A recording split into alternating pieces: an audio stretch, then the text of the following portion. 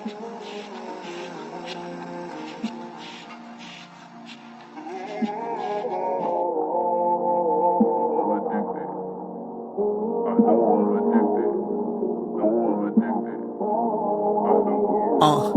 you're my coat. She got me feeling like a dope fiend. I'm addicted to a black. Welcome back to Love Life After. I'm Christelle. I'm Brittany. And we have a special guest, and I'm going to let her introduce herself. Hey guys, I'm Paulette Thomas. What else am I supposed to say? Whatever. I'm Paulette. I'm an owner of POURS, Mobile Bartending, LLC. Okay. And I grew up with these ladies. I was about to say girls, but we grown now. Yeah, we are. We grown now. We've known, like, has it been over 20 years? I'm not 30, at least 36 yet. Right, exactly. 15. Well, you probably was 15. Oh, yeah. So, 40 years. No. Yes, Pauline and Carmela, they went to school together. Me and Papa was at Northwest together. Yeah. So started from middle school? Elementary. Yeah. And then it makes sense because then I was old enough to be in school with you in high school. Yeah. And then I met y'all in high school. Right. When I went to Carry On. Oh my gosh. That's like... So it's been, how long you and Sweetie been married?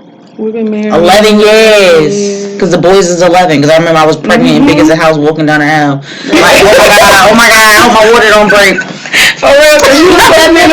Yeah. I had them a week after their wedding, I had the boys. You was probably having contractions in your dressing. Yes. I was like, she was supposed to walk down the aisle, but she ended up sitting down. Yeah, like. Oh, man. But she was in the wedding.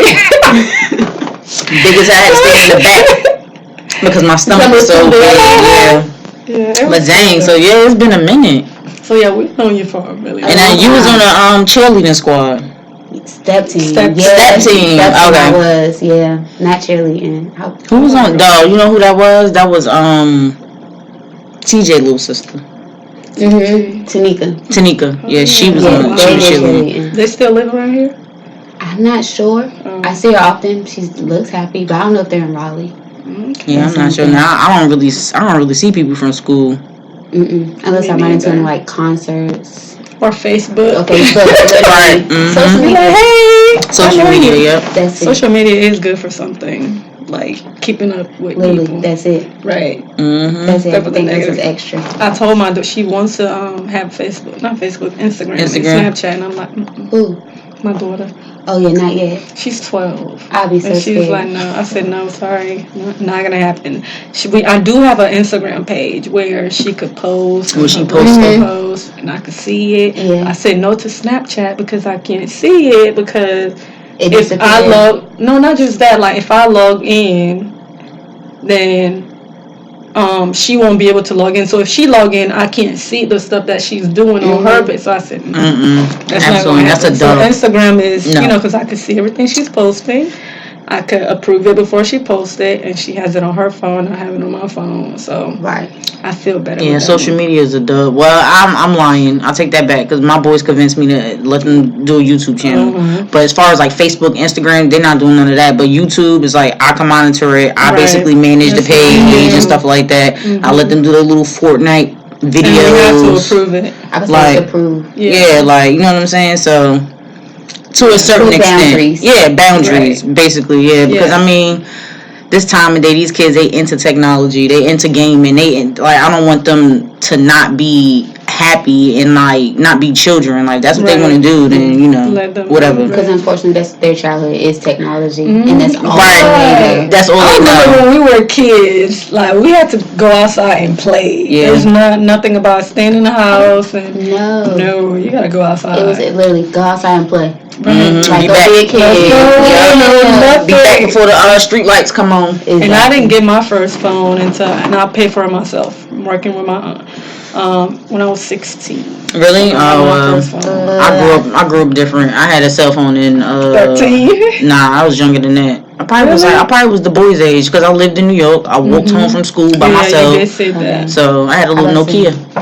My first phone was when I paid for it. I had my own line. That's what I said. in middle school, if that count for something, having your own line, that you was popping. Like, you ain't have to worry about your parents picking up the phone. Oh, dang, you had your own landline? Yeah. Landline? Yeah. Tony wasn't playing that, y'all. It was like, get your own phone. Like, I'm on the phone, you need your own line.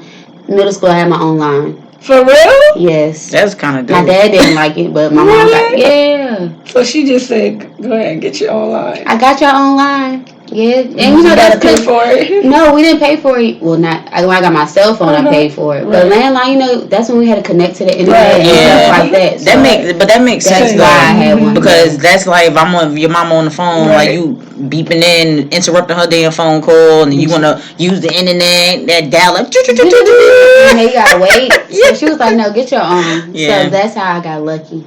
But first cell phone, no, that was all me. Yeah. I had to pay for that. Wow. That was I got mine in 10th grade when I started working. Mm-hmm. So I was like 15 years old. Yeah, what was your first job? At Glen Air. Oh, yeah. Yeah. I feel like if you grew up in Cary and you was here at 14, you was working at Glen Air. Yeah, I worked at Firehouse Subs, KFC, then Harris Teeter. Yeah, because everybody worked at KFC. Everybody worked at KFC. Everybody worked at KFC. That was the joint, though. That was the joint. I ain't gonna used to go up there, I swear to God, like 4 times a week. I'm like, you not tired of KFC? Right. She would just go for the same thing, like a little snacker. I'm like, bro. You can make it at home. Snackers. That's crazy because I remember me and my husband. Yeah, me and my husband started dating, and he was living in an apartment with his roommates. Like, yo, B, you can bring back some KFC. That's all we used to eat. Listen, once you work for you come home smelling like chicken. Listen, the story of life. Yes, that's funny. But yeah, we could go ahead and start. Get into let's the love segment. How do you say it? Let's get into it. Yeah, that's her thing. She normally says. But we'll do the love segments and just tell us a little bit about love. What's love like to you for you? What is love to you? Sorry, that's deep. Love is like that's deep. Yeah.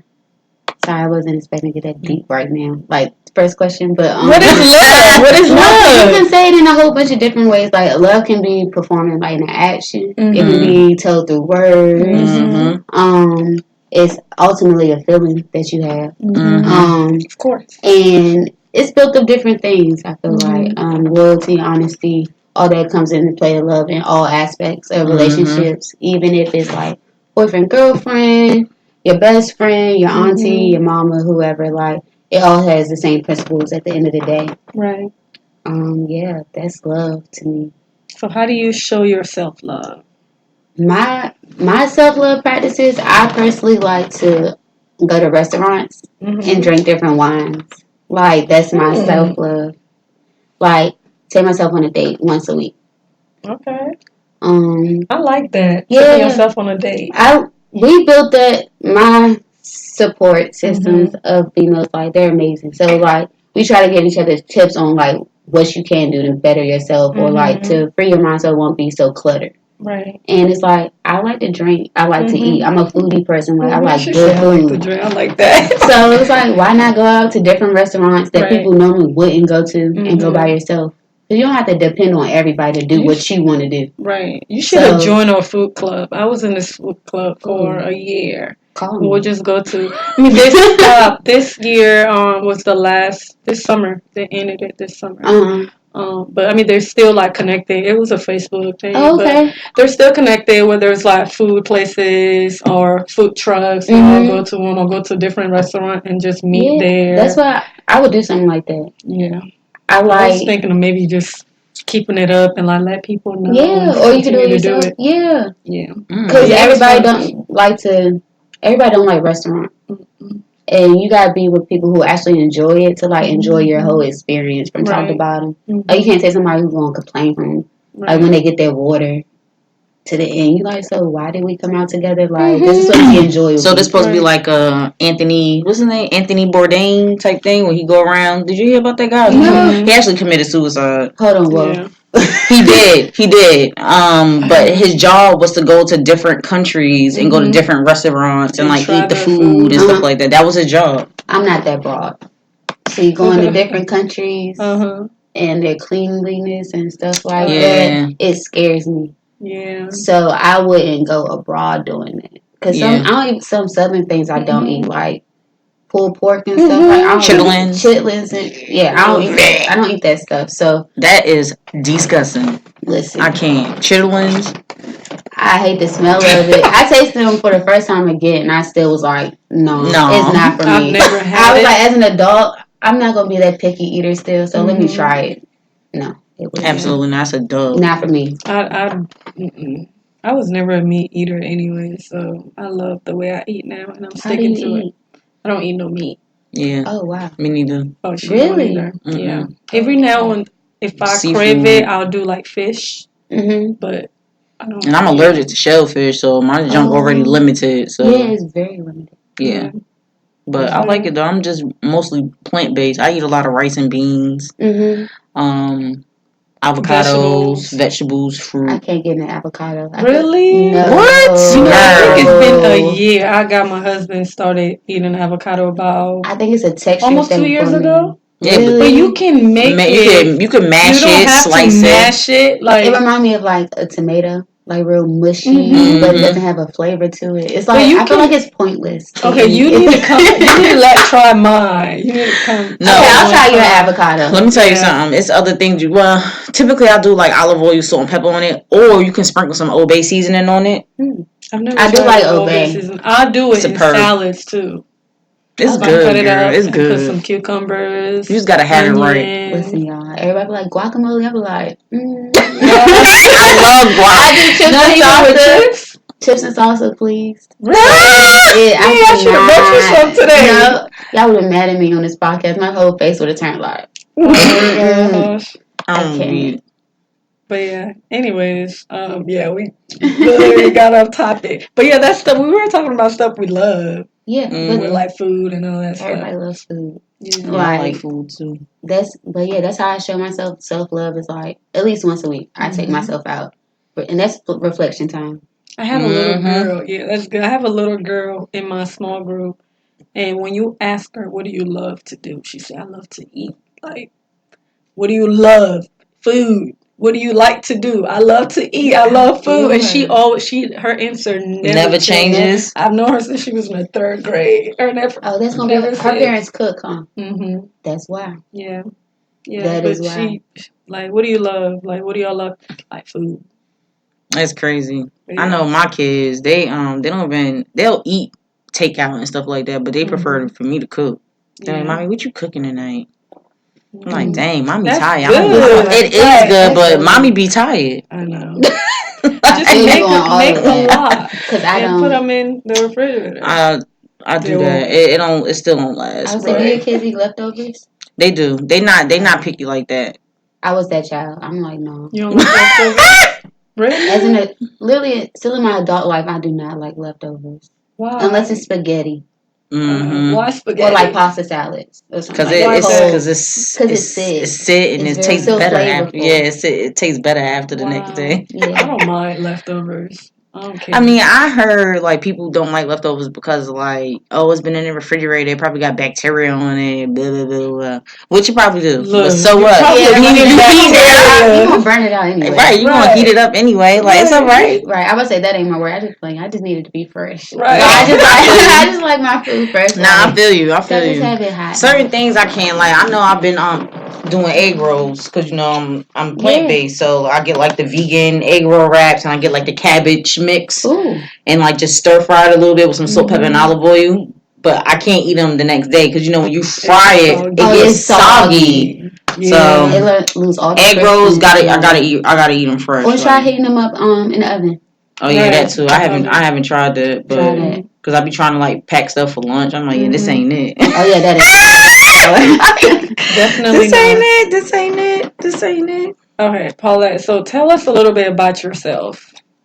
Just a little about yourself, like growing up. How was that for you? Because we know you have your own business, but we want to know how my childhood. Yes. So I was born in DC. Thank you. I was born in DC. My family, my dad moved us down here in 96, 97.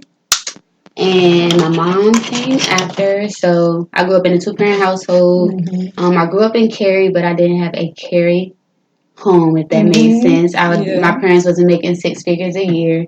Come from a working class home. Right. Mom and dad worked. In school, I was a normal student. Did my homework. Didn't get suspended. Just try to stay out of trouble. Stay out the way. Be a kid. Went to high school.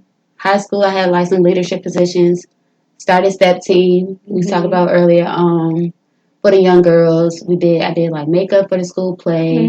I tried to do color guard, but it wasn't like the black schools. Right. So I let that go. Because I wanted to be like a black band girl. Right.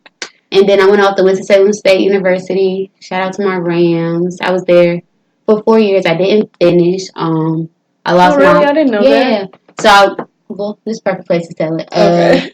I lost my mom in 2012, and I stopped going to school in 2013. My professors was like, "Oh no, go ahead, drop your class." I'm like, "No, I ain't dropping my class." Because it was my fall semester, my senior year. So I was like, "No, this is my last year. I'm about done." Should have listened. Should have dropped my classes. Because I had to basically learn how to be an adult. Right. I couldn't be a student anymore. I couldn't just focus on going to class, going home, doing my schoolwork. Now it's like, how you about to pay your rent? How tuition going to get paid? You going to get these books? So I'm like, whole different worries. Right. So then in 2014, I tried to move back to DC for a couple months. I didn't like it.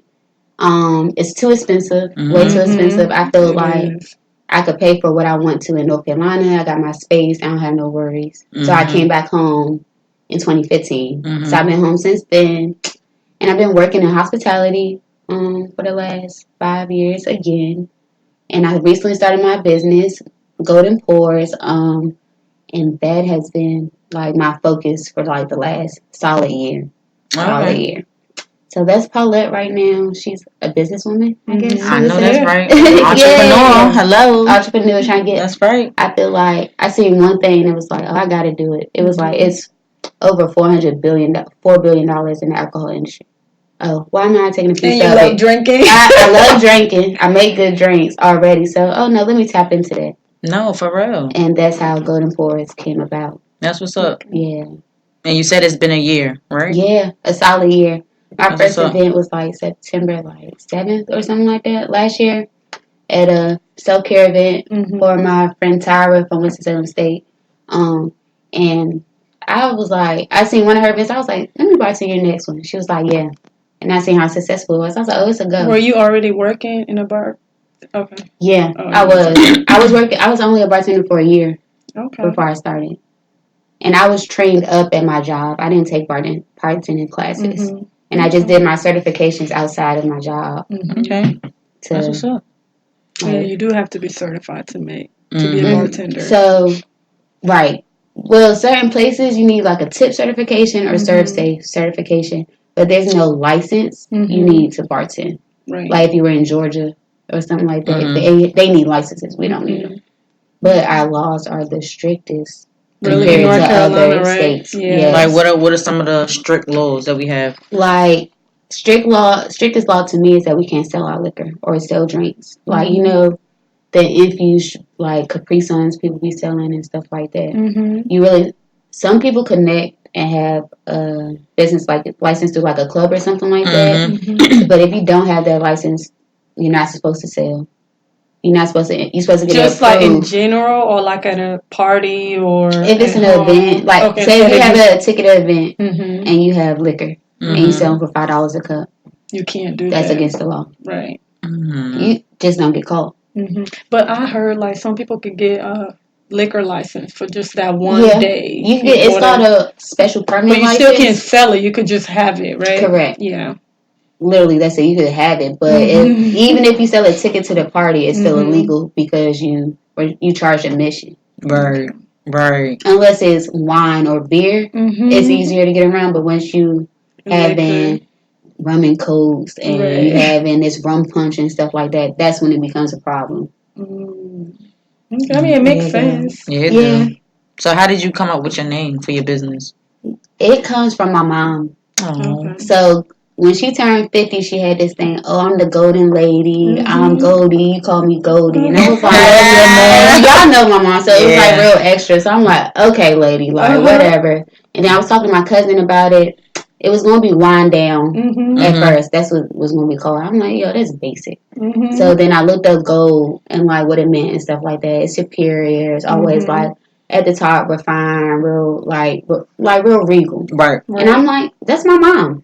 And I'm like, oh, we golden pores. Like that's literally where it came from. My mom being called Goldie. So you just added a pour to it. Yeah, I added a pour to it because eventually I wanted to mean more because I kind of like I like charity and stuff like that. So I wanted to be like pouring into others and stuff like that. So that's what we're working on now. Is like the charity part of Golden Forest. Yeah. Okay, so how do y'all do it? How do y'all go about it? My business. So it's 3 different ways. You can hire a bartender only for your events. You supply the alcohol and the cups and everything like that, or you could book us and we supply the glassware, straws, napkins, garnishes, or we can do everything. Okay. The permits and all that on top. People just aren't mindful as how expensive alcohol is. They think, oh, this is too expensive. Can you bring it down? If you bring your taste down, I can bring the price down. Because you can't have a top shelf bar and you only want to pay $500. Yeah, Hennessy and Ciroc. And you got a 20 people party. No. Like, no. It's not happening. Right. Sorry. I don't know what it is with people like, oh, this is so expensive. Like, yeah, well, that means that you need to like sit back and maybe this is something that you don't need to do. Right. If you don't want to spend the money, like. And if you don't want to spend with me, that is all fine. I can point you to somebody you might be able to afford or can do it for you. But I'm charging this for a reason. Like I know what you're going to get out of your money spent. It's not going to my pockets. It's for your party, for your guests. Right. So just just don't come to me with nonsense. But that's like been the biggest thing. Like, but that's how we do our business. I've done 4 parties where I've done everything, but mostly we've been booked for bartender only. Because it's cheaper. Right.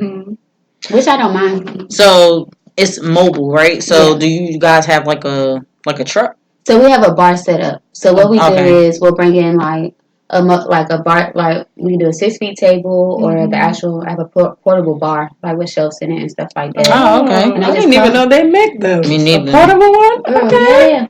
Yeah. Literally, like my starter one was on. I got a starter one and that was $100, under $100. Wow, that's good. Yeah, that was a benefit of starting a mobile bartending business. The startup cost isn't as much as others. Right. So I really just had to have my mixers, my jiggers, and my bar. And if you providing liquor and everything else, I just literally show up. Right. That's what's up. So literally take our tables, and if it's a certain theme for a party or something like that, we'll do a theme sidebar. Like I had a 60th birthday party, and so we had like golf balls. It was like a golf course. Yeah, golf course. Okay. And we had like little teas on the table, golf balls, and set up like that. And that's what I think is special about Golden Forest. Like we personalize our bar. It's not just a standard black and white bar, and you're just gonna see cups and oranges and limes. Right. Like you can actually get decorations behind your theme. That's what's up. Have you tried? Do y'all partner with like wedding planners and stuff like that to like? So right now, I'm networking on event planners in the Raleigh-Durham area. Because I'm trying to figure out my market honestly. Because I like weddings, but it could be overwhelming. I might just want to do like more corporate side events, like happy hours and stuff like that. So we'll see how this. How many of y'all is there? So it's me and I have 3 bartenders. Yeah, on call. Okay. That's what's up. So they report to you. Well, I wouldn't say report to me. I call them if needed. If needed. Yeah. So it's kind of like they don't work for me, we work together. Correct. Okay. Exactly. I would never want nobody that work for me, quote unquote, feel like they work for me and they're not together. Because it's for you. I represent you. You represent me. Exactly. So let's do this together. Yeah. Like I recently I found a mentor in my business. That's what's up. Industry. That's the most important thing that I'm thankful for. But yeah, 3 people that help me out, and I love them. They come through in the clutch, but I only need them for large events, because it's not necessary to have 3 people there, and it's only 70 people.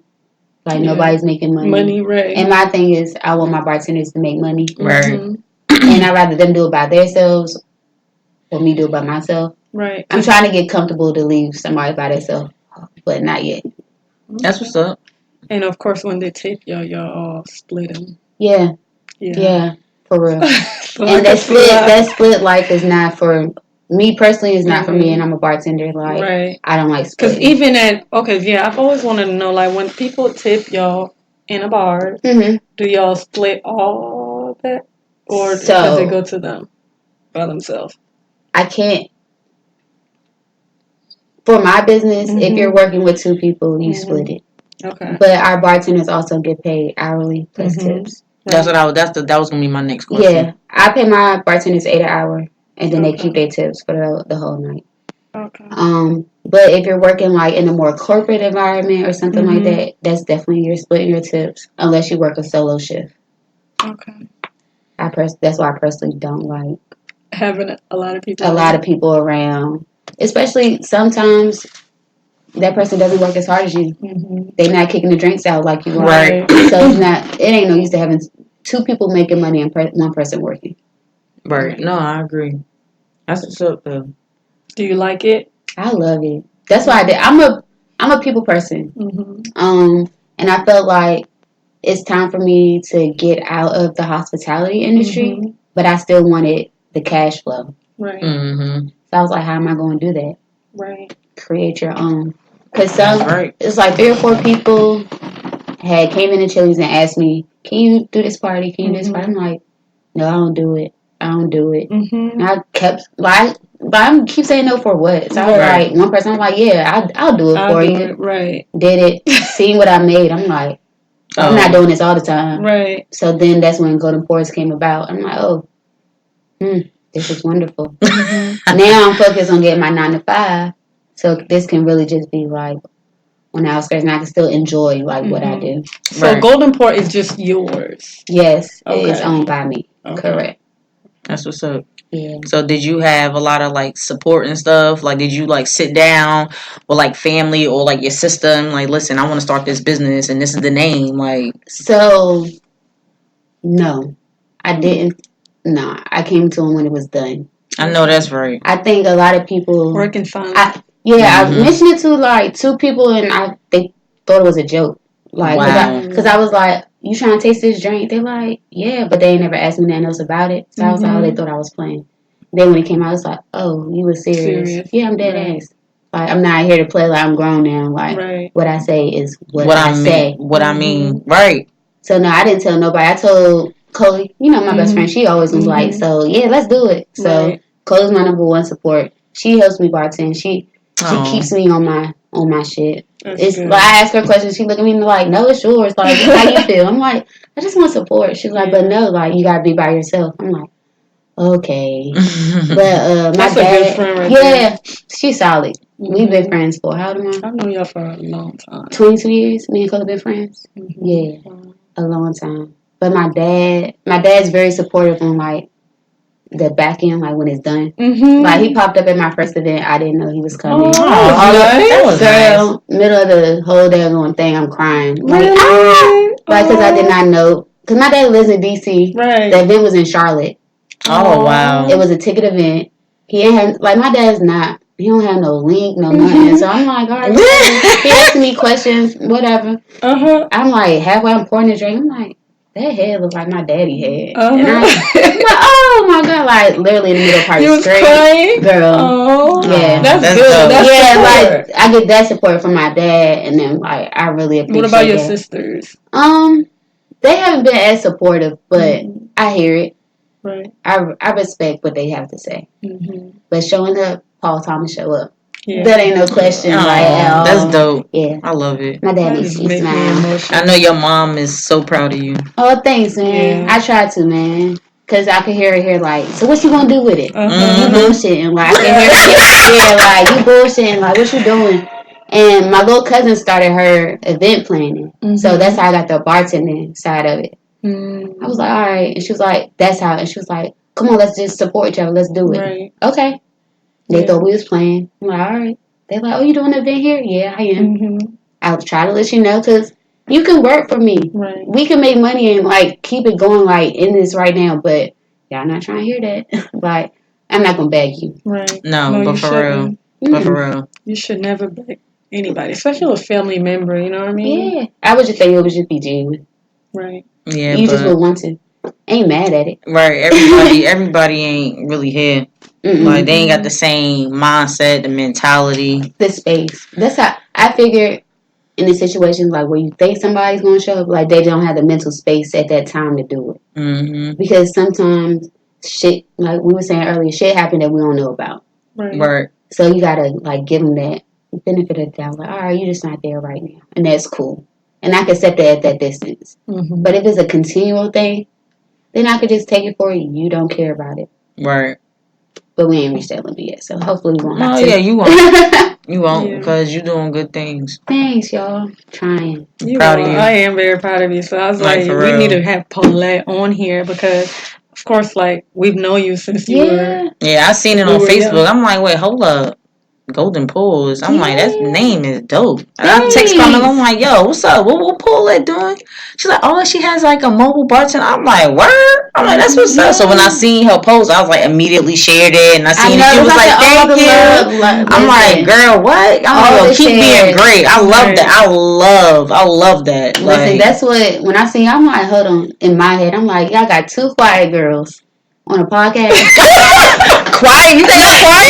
No, y'all not quiet, but to the public, y'all are quiet. Y'all are really reserved. You know what I'm saying? Like, you, from back then, I know we grow over the years, but you just like real introverted. Like, if somebody speaks to you, you speak to them back, but you're not going to go, hey girl, da-da-da-da-da. Like, you're not going to go in their face and talk, you know what I'm saying? That's crazy. I don't know, though, because I feel like when I was in school and stuff like that, I feel like I think I'm an extrovert. I feel like I have to have people around me and stuff like that. But for some reason, like, I was kind of popular in Cary Hall. Why, I don't know. But, I mean, that's just... You was cool. I mean, I don't know why, but, I mean, I feel like I talk with people and hung out with people and stuff like that. But, I mean, I just... You know what it is? I think it's because, like, I take life seriously. Yeah. And I'm very attentional when it comes to my life. So, it's like, definitely now at this point, it's like... I kind of think before I do things, and I try to filter how I feel, but, I mean, it is what it is. You could like it, don't like it, it is what it is. I might not be everybody's cup of tea, but I thought older now, too. Like, I think that, too, but I feel like when I was in high school and stuff like that, I feel like I was kind of like a people's person and stuff, but I just took life seriously. I feel like I had a goal in mind. Like, you know, I come from a single parent home, and then, like, I had to work. I was like, you had a different life than normal Cary girls. Right. Like, you feel what I'm saying? I had to work. I remember Quanisha and them. They be like, yo, Britt, we coming to the crib. You want to go? Like, you want to hang out? I'm like, y'all can come, but I'm going to work. They be like, girl, you always working. Yeah, I got to get this money. I'm sorry. Like, right. You know what I'm saying? Like, I can't say, like, in high school, I didn't have no attention. I'm like, I'm just going to school every day. Like, I'm here to take the classes and go home. Like, that's all. Right. I wasn't thinking about the next step. You was, like, shy in a way. Well, hold on. Let me say that. Because I remember one year, I don't think you was in high school. You was, like, a little heavy set than before. Really? Yeah. I was the whole stage. Really? Yeah. I don't never remember you. Everybody's surprised. Really? I always remember you her being didn't see her before. And then she came back and she's like as small as me, and I'm like, hold on, what happened? I don't remember. So that was summer of my 8th grade year. Yep, that's what it is. It was summer of my 8th grade year. And I didn't know how chubby I was until I, like, looked back on pictures. I was like, oh, shit, I was chubby. Freaking, my asthma, I had asthma, so I was on a steroid. It blew me up. I was like 140. Oh, really? That's why. Yeah, I was like 140 in, like, 7th grade. And then I came back 8th grade, and I was like 125. That's why. I was slim, like I am now. Like, I was probably fuller back in high school than I am now. For real. Wow. I miss my high school body. That body. Yeah. Oh, you look good. Yeah, thanks, sis. So what did you do, like, that summer? I don't think I ever asked I went to DC. I know. You went somewhere and then came back skinny. Yeah, I went back to DC.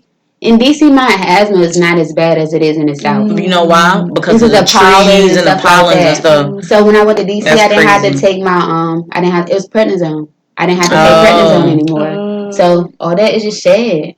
That's crazy because remember we went to a girls trip in Baltimore earlier this year in March. I left here with congestion and my eyes was swollen. We went to Maryland. I was like, I can breathe. I was like, you feel better? I'm like, yes, bro. I feel good. I got this air. Like, I felt so much better. She was like sleep. I was sleep. It's a whole different air. It is. Like, that's crazy. Because when I came down here is when I developed asthma. My allergies was real bad. But in the city, it was never a problem. Like, ever a problem. But I guess that's why I was shy before, because I was chubby. Oh, And then she was like, yeah, but now. Let me tell you, I was chubby at the time too. This not when I was in school, of course, because I got pregnant. My first semester of college. Yeah.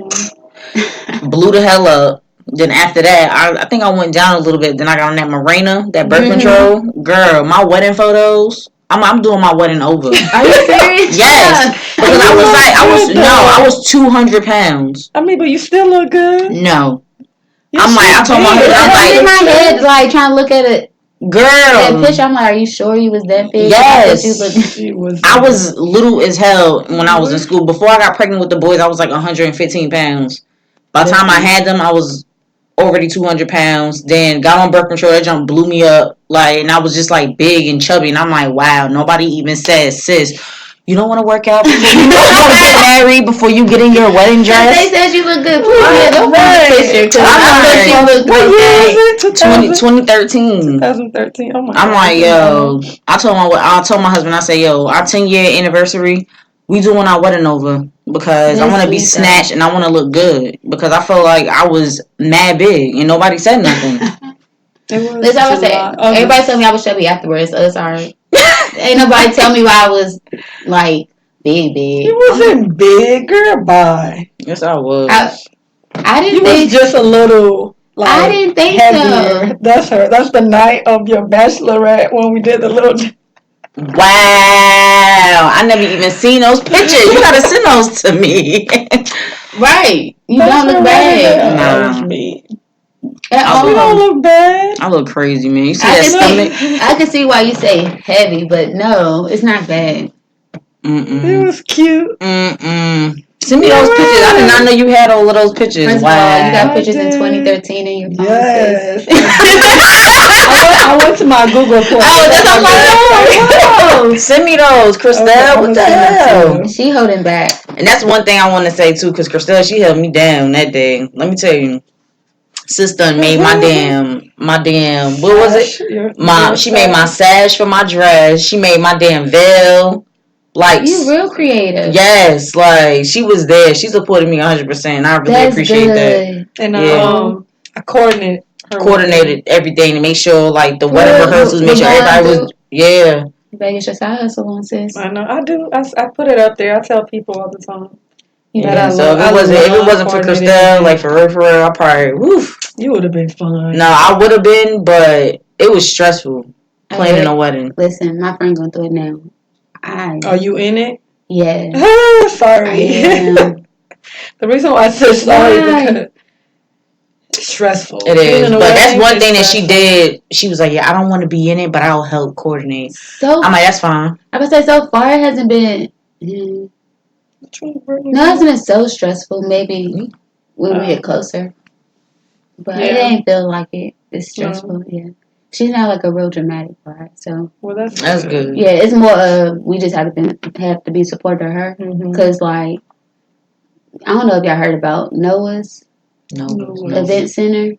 I heard. I heard about it. So my friend is one of those brides, so she had to find a new venue and all that stuff last minute. So she ain't got no time to be no bridezilla for real. Right. She's stressed out. That sucks. This should have been the time where she's like, ah. Yeah, but she, for the most, I know she done lost it a couple times, but for the most part, she got it together better than me. That's good. That's what's up. Yeah. Oh, I'm glad. That's crazy. So, what's one of the favorite drinks that you like to make? My favorite drink to make. So I'm good at margaritas.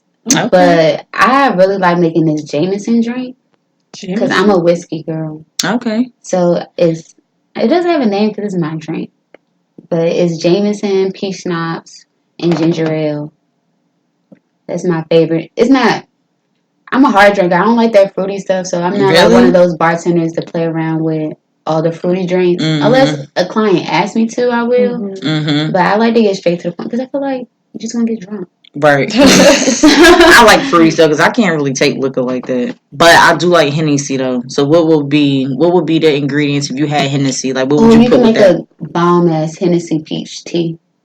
Mm-hmm. Hennessy, you can do like peach schnapps. Anything like brown, I like to put peach schnapps with. Hennessy, peach schnapps, you do sweet tea and lemonade mix like an Arnold Palmer. Mm-hmm. But you gotta brew it fresh. Don't use like the concentrated lemonade or tea and stuff like that. If you like it sweet, or you can make it strawberry if you want to, because since you like it sweet. Do you cut? I'm sorry. Do you cut up fruits and stuff when you go? Yeah, you do. Like fresh fruit? I do it before, but yeah, okay. I do take fresh fruit. I cut it the morning of or hour before the event, only because it's very time consuming to do it drink by drink. Right. Yeah. That's the only thing. But everything, yeah, it's normally fresh. I don't really use a lot of frozen fruit unless when it comes to like sangrias.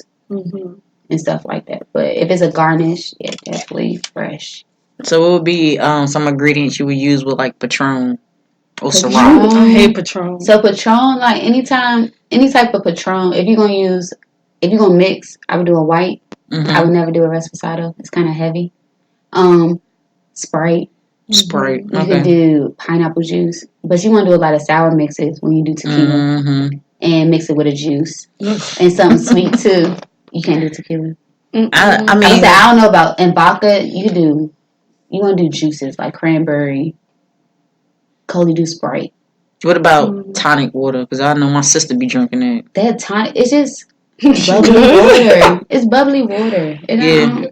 I personally don't drink it. Yeah, she drank vodka with freaking tonic water. Club soda. Soda, please. Soda. Yeah, it's just bubbly water. It just make your liquor bubbly. Right. Did you ask what your favorite drink was? No. My favorite drink? Oh, I love Jameson straight. Or pickleback. Pickleback? Wait, what the hell is that? Y'all about pickleback. So you're going to take a shot of Jameson, and then you follow it back with pickle juice. Y'all say ill, but let me tell y'all, you will not taste the Jameson at all. And you can take 2 of it. I feel like it doesn't take a lot to get, it takes a certain amount to get me drunk. But 2 shots, literally, you be like, I'm good. Feeling it, like I don't need nothing else to drink. That's like when you mix drinks, though, do you sometimes like give less drinks so people can get more? No. So my thing, because that's what I think people be doing. Like, hey, get more drink. Because you know how sometimes you get drinks and you like. And you don't feel like so half the time, if you're drinking a sweet drink and you don't taste your liquor, it's because you're drinking a sweet drink. Right. You're not going to taste your liquor. That's why you got strawberry. That's why you got your peach. That's why you got your mango. So don't say it's not strong enough. It's liquor in there. It's just the sweetness that's overpowering it. And what about those syrup that they be using? Do you use stuff like that? Yeah. Like, you do? Yeah, sometimes try not to because it's heavy. And I feel like sweet drinks give a lot of people hangovers and headaches. So I try to stay away from a lot of syrups and rather just use like fresh fruit to sweeten any type of liquor. Like if we're going to use it. Have you do you do any what the hell is this? The coffee liquor stuff. Oh, the liqueurs and stuff? Yeah. Like Kahluas and stuff? Yeah. I know how to make the shots, but I personally don't like espresso type of. Yeah, I don't know what it is. I was telling my husband we went to Starbucks. I'm like, I think I'm low key addicted to coffee.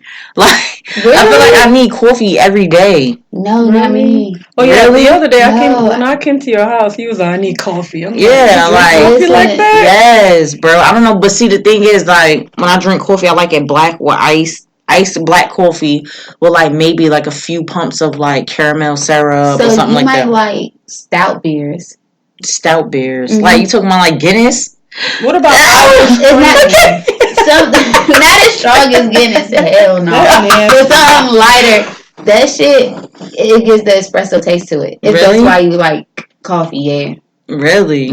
I'm not even a beer drinker. Like, the only beer that I drink is like cider. Oh yeah, you like sweet drinks. Yeah. Like I can only do cider. Sometimes, like I could drink I could drink a Corona, but see, look, I could drink Corona with the red grenadine syrup in it with a lime. That reminds me of college, like grenadine in my Corona. But that's the only way I could drink it, or I could do like a Blue Moon with an orange slice or something like that. If I drink beer, I have to add Sprite. I can't drink. Really? Yeah, I'm a beer drinker. My sister got me to it. Ellie, she got me drinking beer and Sprite. I've seen somebody do Sprite in their Corona before. And there's a drink now. When we went to Africa, it's called Chill, CHILL, and it's made with beer and lemonade, and it's actual drink. That sounds good. It's really good. I was like, I could see that being good. Yeah. But I don't know. Maybe because I'm a beer drinker, I feel like it's good. If you don't like beer but you still like sweet drink, mix it with I would say with like a little bubble to it. That's something you like. Yeah. I could see that. What I'm about to say, so I know you also advertise that you do kid parties too, right? Yeah. So what type of, I mean, of course, you're not serving alcohol to the kids, of course. That's my favorite out, man. If I would do kid parties, I would do kid parties all the time. All the time? So like, what kind of drinks do you do for the children? So it depends what the theme is. I had a party, one of my first kid parties, we made like a cotton candy float drink. Oh, okay. And so, like, you know, kids, like, are visual people. So, like, we had cotton candies in all the cups, and we let the kids pour the Sprite over the cotton candy, and they're like, oh, my God. So, like, and it'd be the simplest drink. It'd be Sprite. It'd be sugar, yeah. Sorry, y'all, but that's what the kids like. They run it off, then they get in the car, and they crash. But we did, like, cotton candy drinks before, like, gummy bears in the drinks. It just depends on, like, what the theme is. But most of it is juices or soda. Like a lemon lime soda. I would do kids all the time. So what if it was like Christmas theme? Christmas theme? You could do like a Grinch type drink. That's green. Green, red. Or you could do Santa's like, I had a Christmas party last year. Santa's little helper that you could turn into. It's really about the color of the drink and the title of the drink that you give it. So it's just how you play around with it. That's how I would say. But yeah, anything green or red, like cranberry, would be like my base if I would use a fruit in the wintertime. Yeah, because I have a mocktail event coming up at Durham Public Library soon. Oh, okay. October 22nd. Oh, and it's a mocktail event. It's for adult services, and I'm going to teach them how to make mocktails. And we do like a blueberry lemonade, like spiked lemonade or fake Cosmo and stuff like that. So you basically turn the alcoholic drinks into non-alcoholic by taking certain things out. Right. Like for the Cosmo, instead of it being vodka and cranberry, Sprite and cranberry or something like that. Okay. And it's still the same setup, same look, just no alcohol. That's what's up. So it makes the kids feel grown. And they have like little champagne flutes and stuff like that. Oh, that's cute. That's dope. If you have to like change anything, like going back to your childhood, will you change anything? Ooh. Yeah. My childhood, I had a good childhood, but I would change that I didn't have a routine. If that makes sense. It's more so not on me, it's more so on my parents. Sorry, Daddy. But, like, I would just have more of a routine, like, hey, you wake up, this is what you do after you wake up. You make, because my parents let us be kids, if that makes sense. No, I mean, we I understand. Very free, like, we didn't have to make our bed. We didn't have to wash our clothes. Like, that wasn't until later on. So now I would say I need to learn that earlier in life. Because now, like, I take my time with that stuff. Like, washing my clothes or washing my dishes. I'm like, oh, it could sit for a day. Oh, it could sit for 2. But if I had more routine in my life, that would be perfect. That's what I'm learning now. Like, routine is, like, everything. That's crazy. Because I was talking about that in therapy. Because I was like, when I grew up, I didn't have that routine at all because I was in a single parent home and I was like, I'm so to the T and playing it with my kids, like in bed by this time, we get up, we come home, you do homework, I cook dinner, you take a bath, like, and sometimes none of my we didn't like the whole group of circle like didn't have that. Nobody had broke. We were so free. Y'all used to come over the house. That's how I got her first drink. Yeah, but I think because I didn't have that as a kid growing up though, I definitely try to instill that in my kids now. And like sometimes I hear like, "Yo, Britt, you so routine, you so by the T, like you take life a little too seriously." That's your household. That's what you're doing, you know. But you know where it could take them if they don't have a routine, because you know how it feels like having to learn exactly. So I try to like avoid certain stuff. Yeah, because everybody having. Because those people telling you they probably had a routine and don't think nothing of their routine. They're like, oh, this is how it's been every day. But you're like, no, I don't know nothing about it. So we about to get on the ball. We about to start creating this routine. Right. So everybody can know what we're going to do. And then sometimes I'll be like, all right, sometimes if I'm not on routine, this is the bad part. Sometimes if I'm not and stuff don't go as planned, I get aggravated and I beat myself up. And I'm like, you know what, Britt, it is what it is. The marathon continues. Right. If it don't happen today, it will happen tomorrow. And I have to reiterate and remind myself of that. So it's something that I'm working on. But for the most part, my children are on a routine. And it works. It works for us, like, because me and my husband both work. Like, you know what I'm saying? It's like, it's times when I'm at work, I got to get off work, go pick the kids up, change their clothes, take them all the way to the south side to go train, go to basketball practice. And sometimes I come back and be late. I don't feel like cooking dinner. So I'm like, all right, well, I guess we're going out to eat tonight. Right. Like, you know, like, so it happens like that. I know the feelings, yeah, it happens like that. But, you know, it is what it is. Listen, I'm trying to get it. Listen, I'm trying to get it before I have them. Some things have to be in place before it. Right. Listen, anything come out this body. Like, no, I feel you. It's a whole. I think a lot of women don't understand what they get themselves into when it comes to motherhood, and how you have to be whole before you can actually and mentally prepare. And I really mean mentally prepare, like yourself, because you go all your life by being a single body. Then, literally, your baby come. 5 minutes later, like, your whole life changed. Like, now you have to worry about this person for the rest of your life. Yep. Even if you're a deadbeat mom or a deadbeat dad, like, in the back of your mind, you still are worrying about that child. No, but for real, motherhood is... I told you. It's forever. Listen, it's forever. I applaud y'all. I would listen to all my moms. Do you help your sister? Like... No. Not like that. No. Not like that. Not like that. My sister know I love her. But just like being like transparent. As of recently, I haven't been as helpful as I could have been, if that makes sense. We're on a path to getting better with it. But what about your older sister? So see her? My oldest, I go to DC every 3 months. I try to go up there every 3 months because my grandparents are still living on my mom's side. Oh, okay. So it's very, very important to me to go see them. Like, I gotta lay eyes on them, touch them at least every 3 months just to make sure everything's straight. So I see her when I go up there.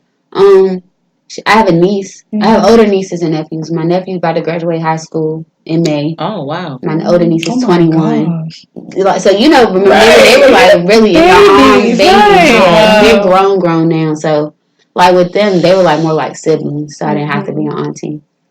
But now, I feel like I'm going to get around to it again. Yeah. But the whole motherhood thing, it scares me off that. I mean, it's not. It is scary. I mean, it's challenging. Now. It's challenging. Yeah, that's what I was telling her earlier. I was like, now I feel like to me, everybody's like, oh, it's gonna get easier. No, I feel like this shit getting worse. It gets harder. Like, it get harder. It get more challenging. Like, these children have their own opinions. They want to do things. Like, then you gotta understand, like, they around certain people, around certain things. You don't want them to get influenced by things. Because I almost have preteen. She'll be 13 this year. Oh my God. And, you know, I'm trying to do more things to spend more time with her. Right. So she's not like, you know, out there trying to like figure things out on her own and ended up, you know, going sideways or anything like that. So I'm just like, this is too hard. Being a teenage girl, look, I just shake my head like, oh my God. Can you imagine? I apologize. I think I apologized to my parents before. Like, I'm sorry for all them teenage years. Like, I wasn't even a bad teen, but still, like, what they had to deal with. You wasn't a bad kid, like me knowing you. No, I wasn't a bad kid. But just the thought of what I could have been, bro, I'm sorry. You had a good mom. Yeah, I love your mom. I remember that time Twig, he borrowed his uncle's truck, whatever, and then we went to Myrtle Beach, and then 5-5, I think it was Dominique. I think you were there. Your mom was there. Listen, yes. I remember that, and she was like, "Dang, we need a room." Like your mom was like, "Well, I'll help y'all get a room." Yeah, I was like, "Thank you so much." Like she was so dope. And I remember like years later, like it was a picture of me and Twig on Facebook, and she's like, "I remember you." She's like, "Y'all been together so long. I'm glad to get that room for y'all back." Listen, we begged her to go on that trip because we couldn't get a room. Nobody was old enough. I was like, "Mom, you gotta go." And everybody's like, "Yeah, get your mom. She the coolest. She don't care." Yeah, I'm like, she was so "Come dope. on." She was Your so mother, dope. I love your mother. Man. Yeah, she was so I know, dope. you know, you guys losing her, it was like hard for y'all, but like I actually cried. felt like when I found out, I was like, it really. I appreciate my mom like so much, but I didn't know how much of an impact she had, like on people from Cary. The teenagers from Cary. If that makes sense. Like the young boys, like from Zola, KT, all them, like that's their mommy. Like you couldn't tell them nothing, and like I appreciate her for the time I had with her, because like she showed me like really like what real was. If that made sense. Like you don't judge a book by a cover. You always love first. Like always, and you don't judge. Like that's the bottom line. Don't judge. Like just be human to human, and that's what my parents like. I thank them for what they did. Like instilled in me like the love for people. That shit is like crazy because I look at other people how they were raised. I'm like, my mother or father would never. Like they wouldn't go for that. Of how you treat somebody, like little kids being disrespectful to older kids. Nope. Not having it. Yeah, my mom, she really endured your mom as well. Listen, they was best. Listen, you can. I was like, how you get to be friends with? She was, and then they used to go. She was, I'm going to a party with She was friend with everybody. I'm like, what? My mom loved her. Like she was heartbroken. Listen, and I was like, damn. I was like, I feel so bad for Paula and Pauline. I was like, God and damn. Paula. Yeah, listen, and Mr. Paul. She got us. She got us, y'all. But listen, that was all. It was hard because it was to us. It was unexpected. Like we literally found out in. I was on the way to advising in college, so it had to be like September, and then she passed in November. Oh, literally. Wow. So y'all had just found out within 2 months. Literally, wow. Yeah. We went to go see her. I went to go see her 2 weeks after my mom passed the next weekend. Yeah. Do you remember anything like prior to her leaving? Did she say anything to you that touched you? No. Only because me and my mom talked every day. So, and that's what was weird to me. Like, I would talk to her every day. And, like, in voice, you couldn't tell, like, nothing was wrong. But until I seen her, I was like, oh, damn. You sick. Like, sick. So, everything I took out the, like, oh, she just talking to me. Right. Because that's how she talked to me. But I talked to her before she passed. And she told me she loved me. Like, I literally talked to her an hour before she passed away. So, like, when she passed away, it was like, hold on, how we get from here to here? Right. This happened way too fast. Like, whoa. How did your sister take it? So we were in Winston. She was in Greensboro with Alicia when she found out. She took it bad. I had to go get her from Greensboro. I feel like both my sisters take it harder than I do because of the type of relationships that we had with my mom. If that makes sense. Yeah. It was a lot easier for me to grasp it because I know our bond. I know what it was. But then it's like, dang, we had some problems when she left. We didn't talk about them. Like, they feel some type of way of how she acted and things like that. So it's like, they have more of a hard time with it. But I'm like, look, I'm good with it. Like, I miss her, don't get me wrong. Like, that ain't no question at all. But I'm good. At peace. I was at peace with it. I wasn't. I went through it afterwards because it's the routine of things. Like I didn't notice how much I asked my mom, "What should I eat today?" Like little questions like that. So I was like, had to learn new things and how to move in life and stuff like that. But yeah, but other than and that's what they have a problem with. Like they feel like, how can I say it? They still don't know life without her. So it's harder for them.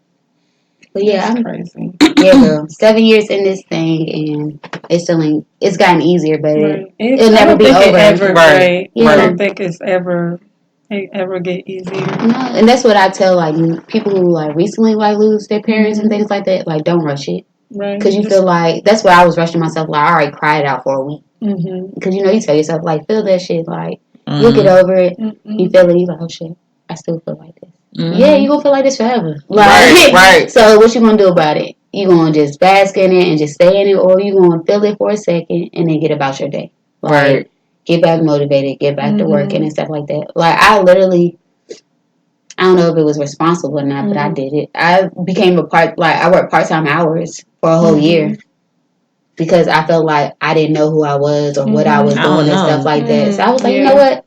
Let me scale this all the way back. Because I was working 50 hours a week, 60 hours a week. Like, that's what we're not going to do.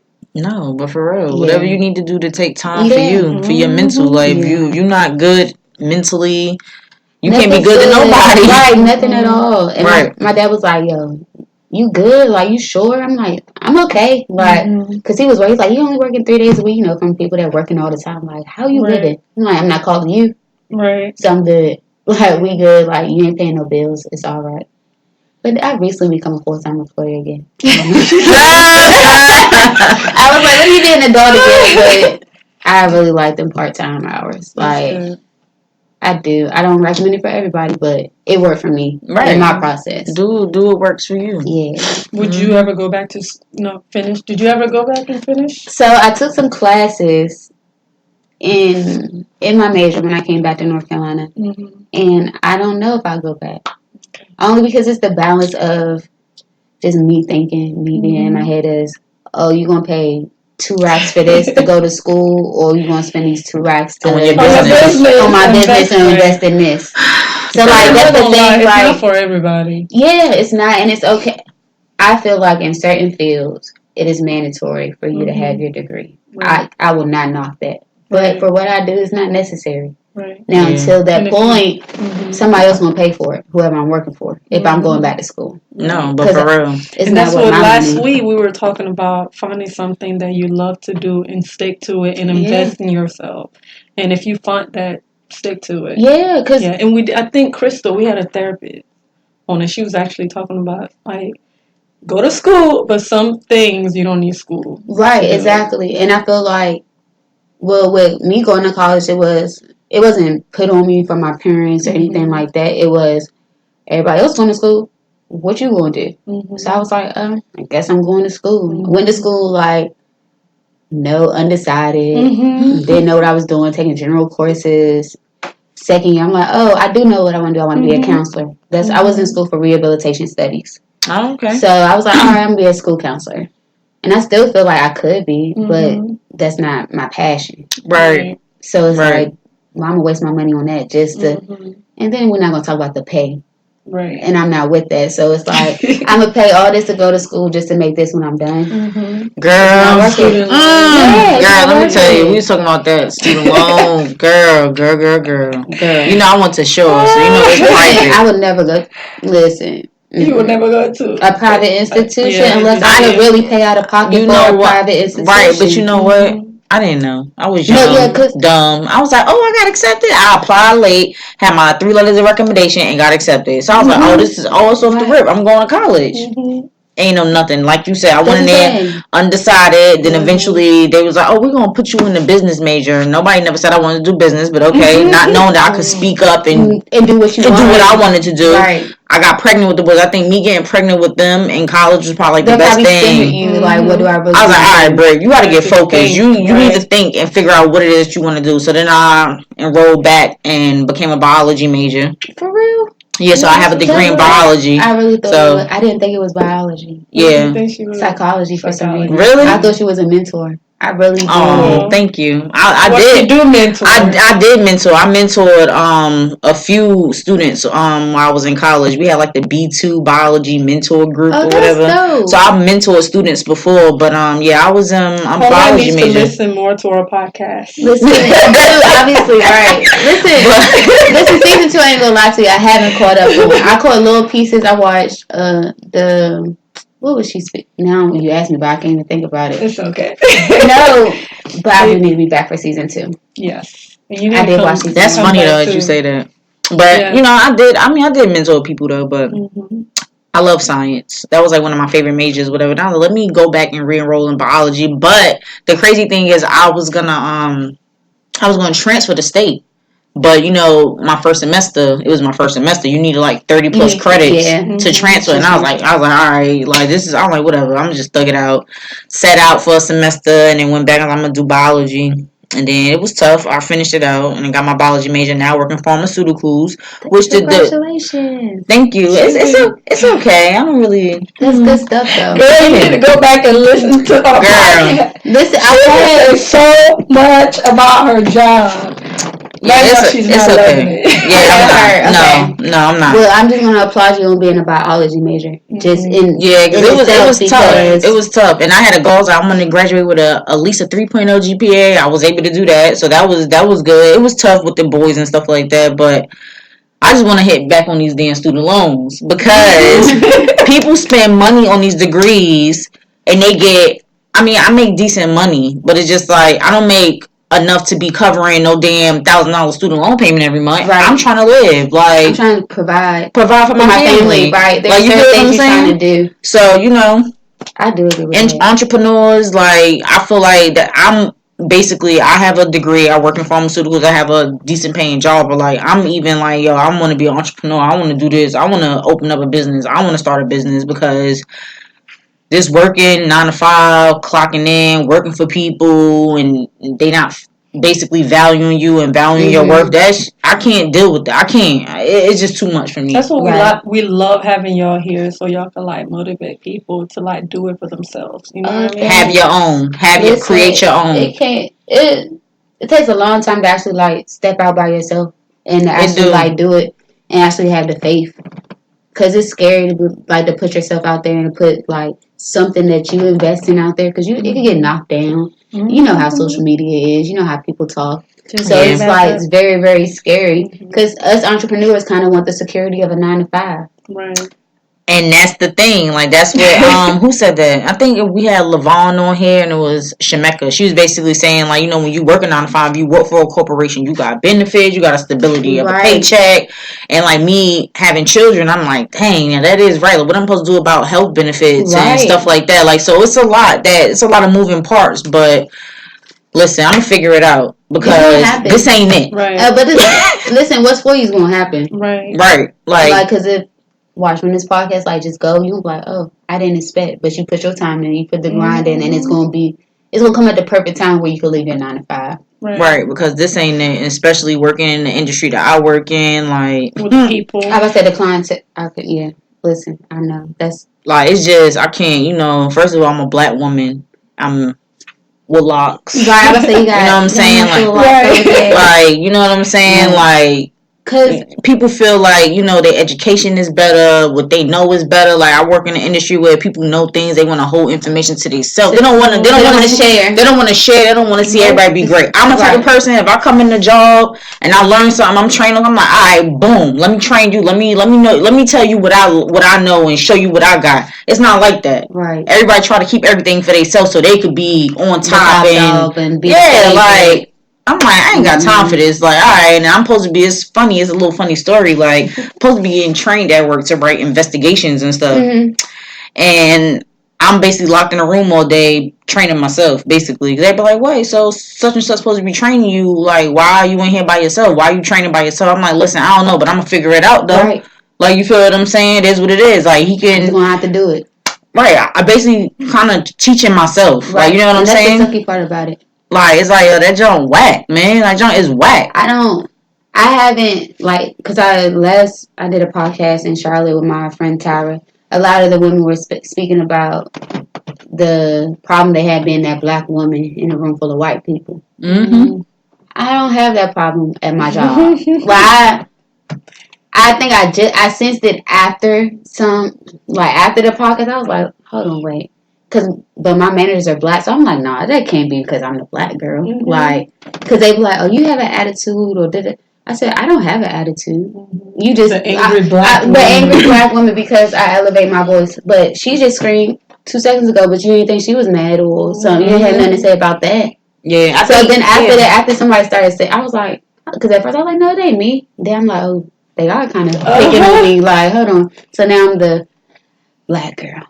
Like, I'm gonna tell you about yourself. I'm gonna tell you about your privilege. I'm gonna tell you about all of it. At this point now, but you know what though? It's very high. It's high and it's very apparent and it's very noticeable. Yeah, like it's noticeable. But this is the wrong generation for you to make it noticeable around. Right. I'm going to say, because all my friends are going to tell you about yourself and stop it right there and there. And explain to you why you're wrong. And I think it's too, like, it depends on the industry that you work in. It's a lot. I'm happy. Because you work by yourself, and then you can basically pick and choose who you want in here with you. So you know your situation different. That's the joy of it. Like golden POURS, that's the joy. Because since like the client is not going to be well, I'm not working with you. Exactly. If I know it's going to be problematic, I'm not doing it.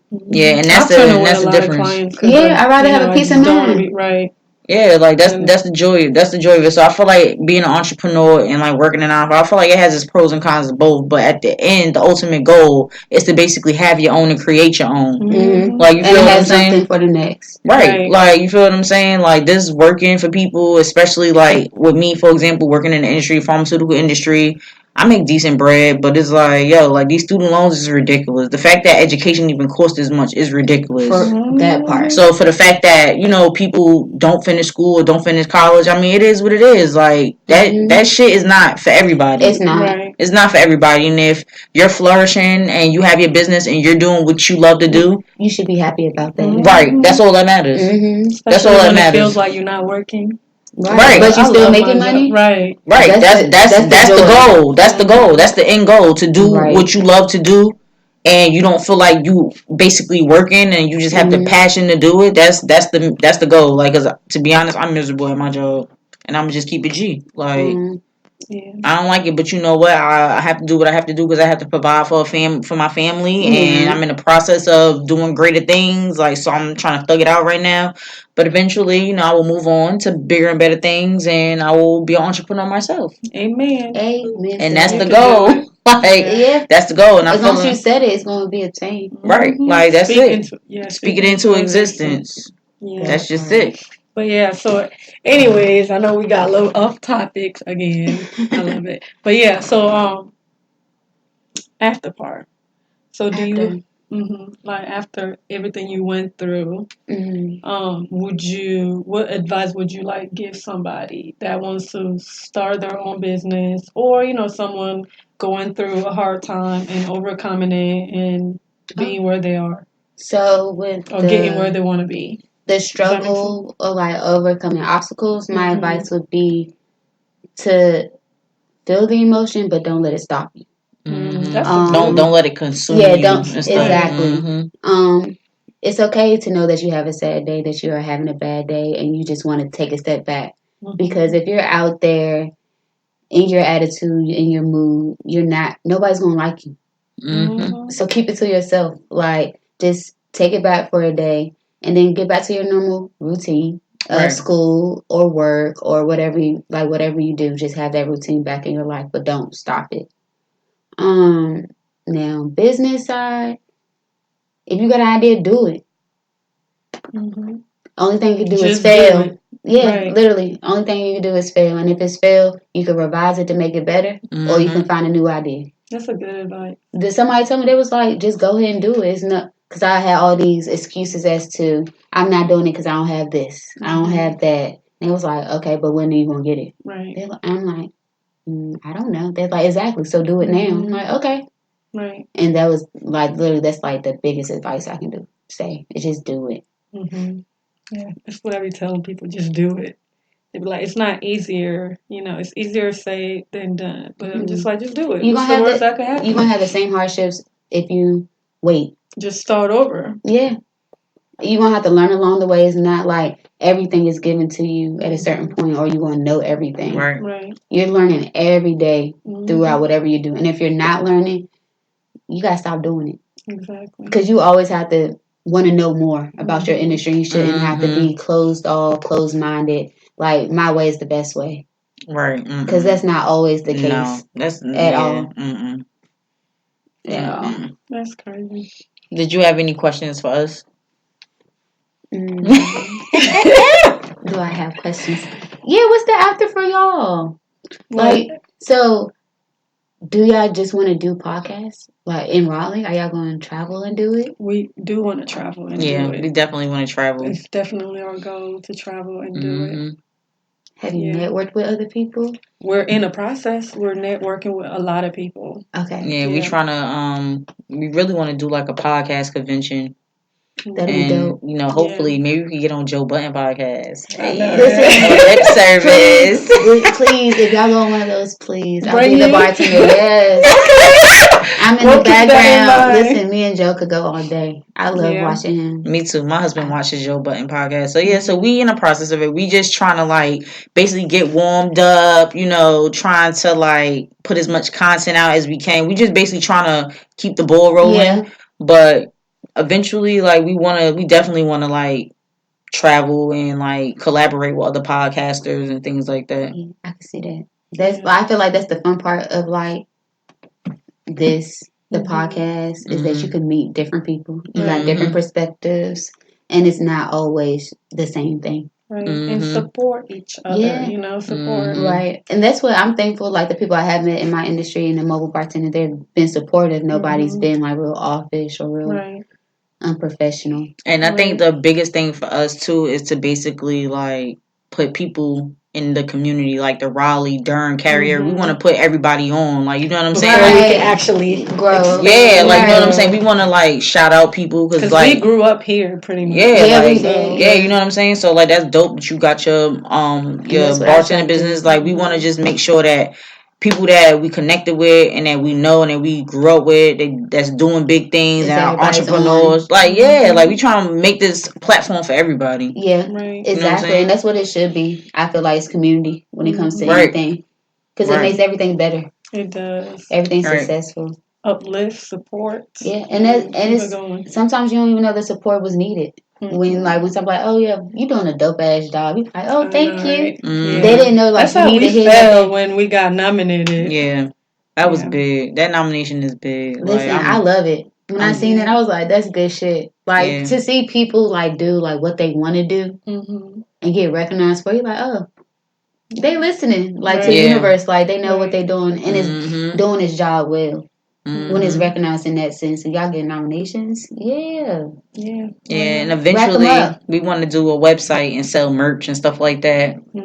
So we in the process of it. We working on it. It's still new. It's been a year, huh? Right, it has been a year. So do we what? You got people that like print on your merch. Well, we got some connections. Oh, that's good. You know people. I do know some people too. Oh, okay. Just saying. We could always get, you know, and I try like to keep like a resource guide like at home of people that do like certain things. So like I can always connect them with something. And 9 times out of 10, they either from Cary, Raleigh, or they were from Winston-Salem State.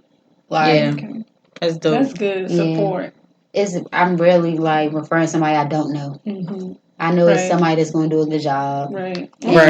Make sure they about their work ethic and stuff. Yeah, you can't just can't just refer everybody. Right. You can't. No, for real. And that's another thing. We were talking about that because, like, I was saying, like, yo, I love to support black business, people, but then like, they gotta get their customer service together, right? Professionalism. They need a whole freaking coursework on it. You know what? Maybe we should do like I don't know, etiquette class or something. You can on a business. Listen, a business etiquette class is needed. Yeah. No, but for real, like, cause I love to support black business. I love to see black women thriving and doing anything, even black men as well. Better. But like, I feel like the customer service, they really need to work on that. They really need to work on that. They really need to work on their attitude, how they speak, like, you know what I'm saying? Because I will go if I'm like, oh, it's a black owned business. All right, off the rip, I'm going. Like, I'm gonna go support. But then I get there and I'm like, the service ain't good. I have a problem. Right, like, don't do that. Right. Like, don't do that. Because I'll spend my money with you. I don't have a problem spending my money with you, but you got to get your customer service together. Exactly. And everything. Your product, everything. Like, because, like, I come from a customer service background. Like, you feel what I'm saying? So, like, I'm going to bring superb customer service to you.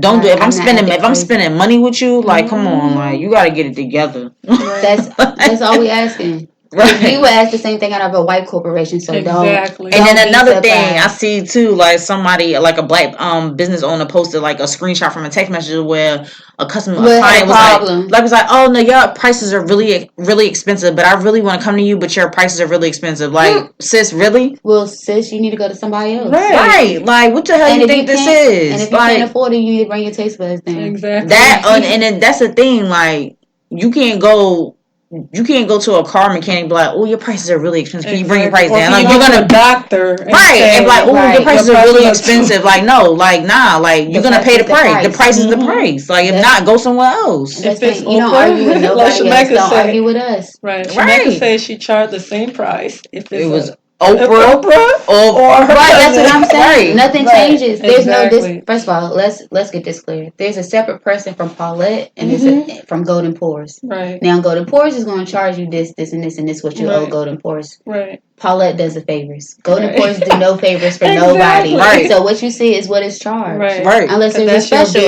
Unless Golden POURS is running the special, that's the only way you're going to get a discount. Right. You're not getting a discount because you're my cousin. Right. I'm not doing it for $20. No, listen, no discount. So do you have a Instagram for your Golden POURS yet? Yeah, Golden POURS is Golden POURS. GOLDEN POURS POURS. Yes. Okay. And that's on Facebook as well. You have a website? I don't have a website. I've been debating about the website. Okay. Well, if you want one, I know somebody. Her. Yeah. Okay. I started working on one, and then I'm like, but I have my Instagram and I have my Facebook, and everything I need personally is on those two sites. Okay. It's not like if I was selling things, I see more. Okay. Well, just take it, in consideration. Yeah, and or take your time. Everything doesn't need to be done in a day. No, right. It doesn't. Yeah. And I want things to just be genuine with it. Right. I don't want to just put out a website I don't like. I know that's right, but don't beat yourself up about it or nothing. Because I know some people are like, yeah, I want to do this website. I've been tweaking it, but I'm finally gonna release it. It'll get better with time. Right, that's why I said, yeah. Because I've really been working out. Go back, like, all right, let me do it. And I'll be like, man, I ain't feeling this. Like, and it'd be the whole design. I could even get somebody else to do it, and I still be like, oh yeah, this is the picture that I love. This is a dope picture of you, by the way. Oh, you're looking at her? Yeah. Oh, yeah. My handle. Yeah, I love that. I'm like, who took those photos for you? Your uncle? Okay. Yeah, his name is Mark Thomas. Okay. He does photography like on the side, but I don't know. He doesn't do a lot of business. He does a lot of family portraits, and thankfully he said yeah. And I was like, you try to go take some pictures? We took him at in North Hills on the rooftop. Okay. Yeah, that was dope. I'm like, look at her. She's looking good. Thank you. Shout out to my uncle and my makeup artist. She was popping. Paris Bella? Paris, yeah. Yeah, she did my makeup. I like real natural. It looks natural. Yeah, you look so beautiful. I'm like, look at Paulette. Listen, every time I think of that, I'm like the little sister to everybody. Like, yeah, that's me. Yeah. That's what's up. I'm so proud and happy for you. We are proud of you. No, yeah, listen. That's why we thank you, y'all. Here. I'm proud of y'all. I'll be saying things. I'm like, oh God, yes, they did it. Yeah, that's good. Like, thank you. Doing what y'all want to do. Right. Like, that's the goal to me. It's like you do what you want to do, and then you're happy. Amen. Yep. Yeah. I'm proud of y'all. So, did you want to leave off with anything inspirational? I have a post right quick. Your post. Oh, what's that code? What's mine? I'll go look. Go ahead. You go first. Well, I was gonna say the same thing I love saying, even though every other day I'll change it. But keep going no matter what. Ooh, I like that. Okay. Yeah. And like I said, I always like and share these little posts from the Thrive page on Instagram. It's 5 things to stop apologizing for: your feelings, spending time alone, asking for what you need, taking up space, and treating yourself. Let's reserve sorry for the things we actually need to apologize for. So, stop apologizing so much. Stop saying sorry. Amen. Especially if you don't mean it. Right. That's it. No, but for real. Oh, that's what my thing is. Oh, dream like you never seen obstacles. That's my favorite Cole line. Who said that? J. Cole. Oh yeah. Yeah. because everybody you stop believing after you see certain things and you go through certain traumas in life. But if you don't worry about them, you'll make it further than you think. Right. Well, thank you, Paulette, for coming. Thank you, y'all. It was fun. You gotta come back. I will come back. Yeah, definitely. Next time, bring a drink. Yes, please. Yes. Well, you're welcome to come whenever you want. If you're free, we record on Sundays. No, for real. I'll come back even if I'm not. We could just drink. Okay. Yeah. I'm a brown girl. You're a brown, sweet girl. Yeah. And she don't like beer. No. I don't unless it's with. I love wine. I like red wine. Red wine. Okay. I got you. We do a sangria. Yeah. Okay. That's what we do. That's what we do. But so thank you so much for coming out, and just let people know where they can follow you. Right. And they can hit you up to get the packages if you want to get some bartending services. Oh yeah. So hit us up on Golden Pours on Instagram or Facebook, or you can email us at goldenpours@gmail.com. Dope. Hit up y'all for your next party. Yeah. Yes. All right, so you want me to close out? Yes, you can get into it. You can close it out. All right, thank you guys for listening. Love Life After. You can email us at lovelifeafter18@gmail.com and hit us up on Instagram, Facebook, and Twitter at love.lifeafter. If you have any questions, concerns, or if you want to be the next guest on our podcast, please inbox us and let us know. Thank you. She gave me a taste, I'm addicted. I feel like I owe you with interest. The way that you kill it, you should be convicted. You should get life. Looking at you and what we sacrifice. Sacrifice everything, even my life. Give you my all and I wouldn't think twice. I should make you my wife. Oh yeah, you are. You take me high as the moon and the stars.